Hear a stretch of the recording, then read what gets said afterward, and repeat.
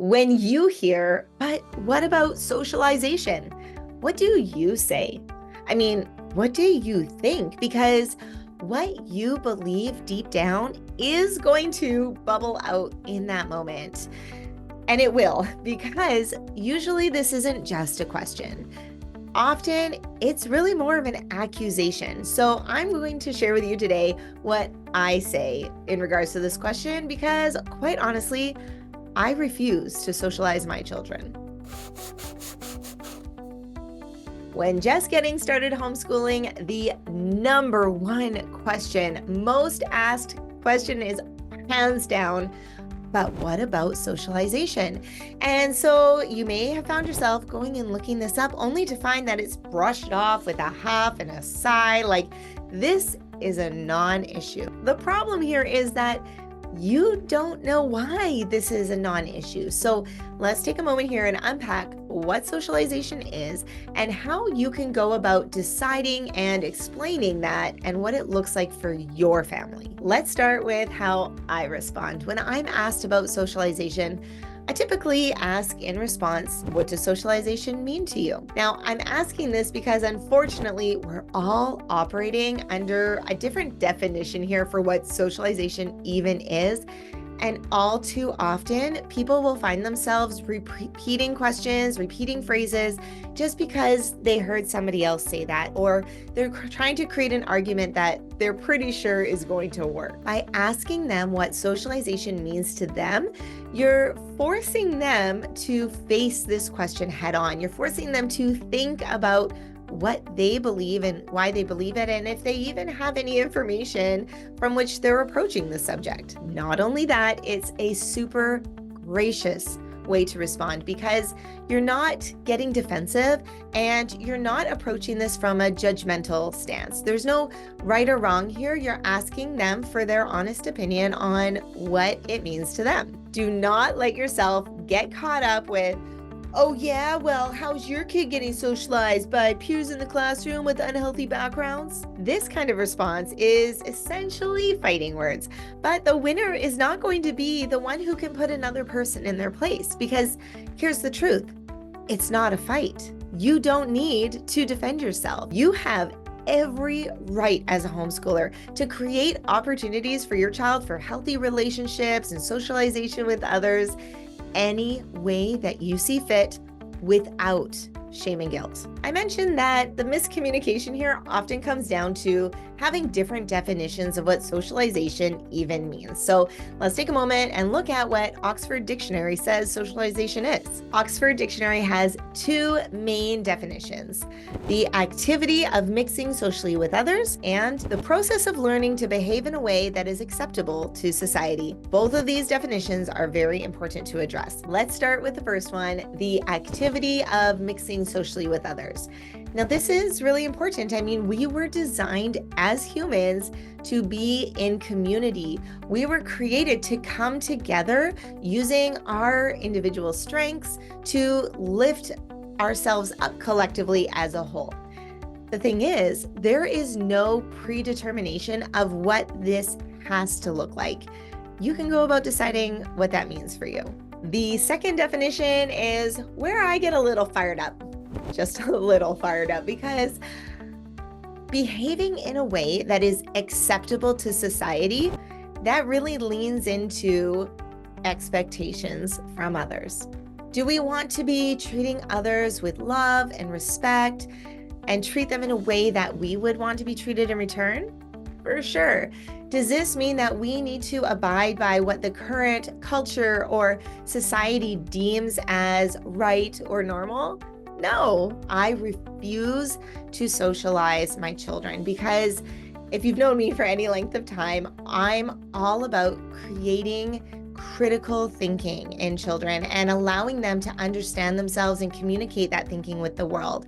Not simply doing what other people expect us to just because they said so. For those of you that are new around here, hello, my name is Natalie Burns, and I equip homeschooling moms with the tools to teach critical thinking skills without sacrificing your time from the other subject areas, so that your child can take initiative with their learning. So let's look at it in a little bit of a different way here. You brought your child home to homeschool because you want the freedom of not needing to do things in the way that everybody else is doing it. So why then are you still hanging on to this idea of socializing like a child in a classroom would be socializing? And this is the normal and accepted way. You can allow this freedom of thinking to go into how you socialize too. Many times we're steered using guilt or shame in order to go along with the crowd. And you may even find that anger is used as a way to get you to conform and not be different. Why so much anger about homeschool socialization anyways? Like, why the accusation? The biggest beef that I've seen with homeschool socialization and why there's anger about this is because there's a bit of FOMO going on, this fear of missing out. Some people see homeschooling as a form of sheltering, as a way of limiting the opportunities that our children have. And they're thinking that if we are homeschooling, that we are keeping them back from having these opportunities that they otherwise would have had. Here's the challenge though. Is sheltering all about rules?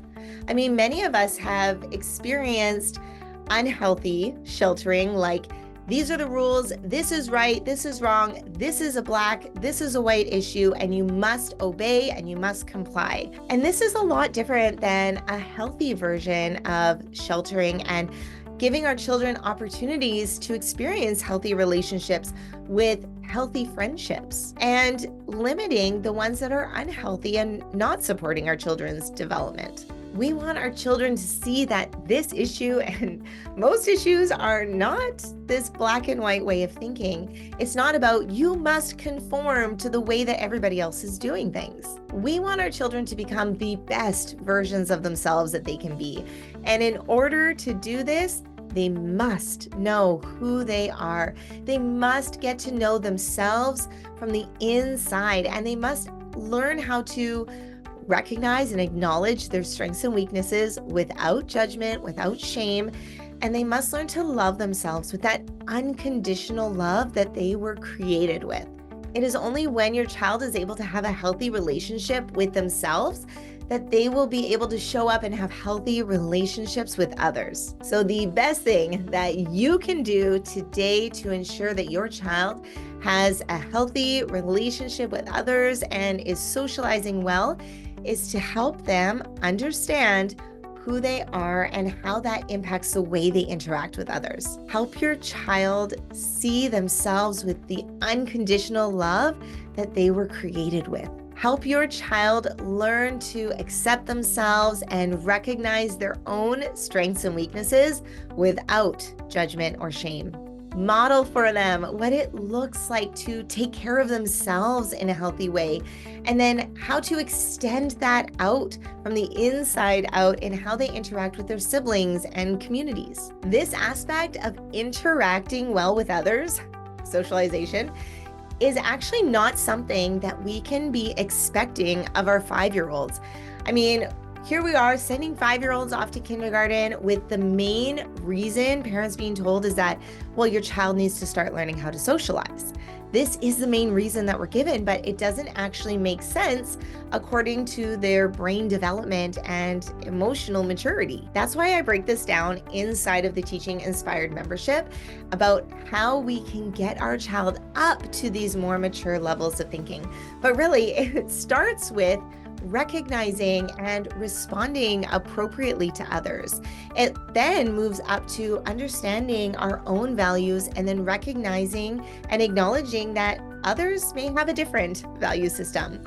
And then finally, we start to look at this aspect of socializing well, how to interact in a way that's respectful to others, and we can depend on each other without the unhealthy versions of relationships like codependence. I'll leave a link for that in the description box below if you want to check it out. The big idea here today: socialization is not something to get worked up about. Simply focus on helping your child grow to understand themselves and their values so that they can acknowledge and respect the differences in others. There is no predetermined way of how you need to go about doing this. Looking for more about how to teach your child to think independently? then you'll want to check out this video next.